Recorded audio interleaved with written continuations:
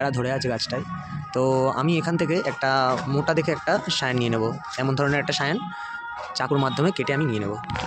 চলো তোমাদেরকে এগুলো গ্রাফটিং করে দেখায় আমার গাছে। যে ডালগুলো আমি কেটে আনলাম সেই ডালগুলো আমি এখন এই গাছটাই প্রতিস্থাপন করব, আর সেই ভিডিওটা তোমাদের সাথে আমি শেয়ার করছি যে কীভাবে তোমরাও মানে গাছের ডাল প্রতিস্থাপন করতে পারো। যেই গাছটাতে আমরা ডালটা প্রতিস্থাপন করব সেই গাছের একটা মোটা দেখে ডাল আমাদেরকে বেছে নিতে হবে। বেছে নেওয়ার পর সেটা আমরা কাটারের মাধ্যমে কেটে নেব।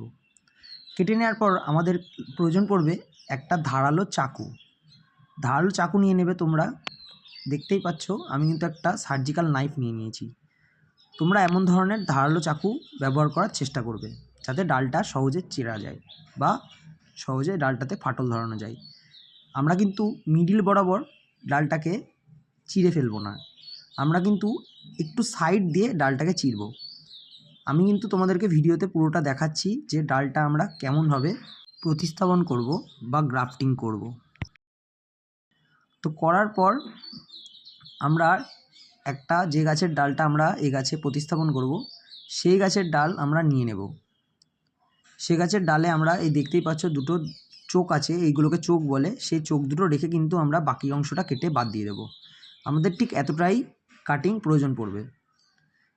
কাটিংটা আমরা নিয়ে নিয়েছি, এবার আমাদের প্রয়োজন পড়বে সার্জিক্যাল নাইফটার।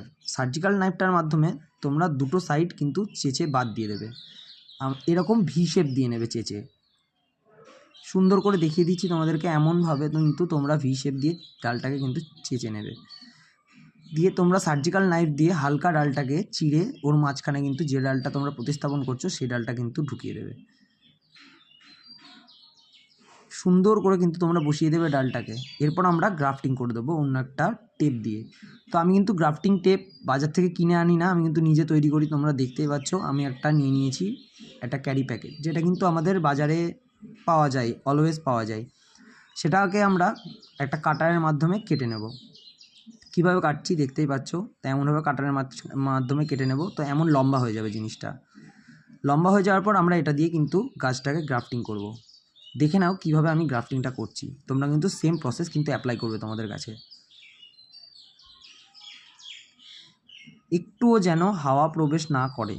একটুও যদি হাওয়া প্রবেশ করে ওখান থেকে কিন্তু পাতা বেরোবে না, জার্মিনেশন কিন্তু হতে প্রবলেম হবে গাছের। তো তোমরা এটা খেয়াল রাখবে যেন একটুও গ্যাপ না থাকে। গ্যাপ না রেখে তোমরা কিন্তু ডালটাকে সুন্দর করে এমনভাবে বেঁধে দেবে।